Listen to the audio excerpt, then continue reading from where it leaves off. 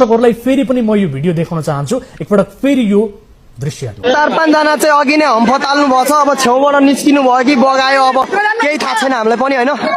4-5 जना चाहिँ पहिला नै हम्फ तालिहाल्नु भयो, नाति बस्नुस् भनेको मान्नु भएन हैन। अब आधी घण्टा भइसक्यो यो अवस्था छ यहाँ हैन।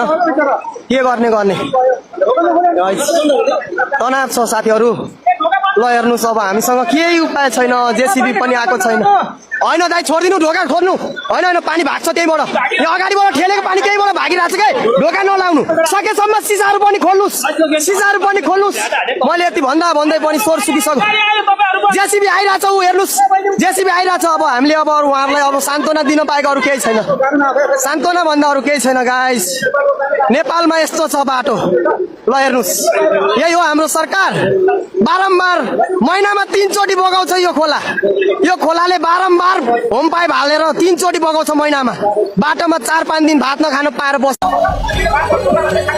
अब यो चाहिँ कसरी गर्ने भन्ने तनाव चाहिँ बाँचेर छिटो भएन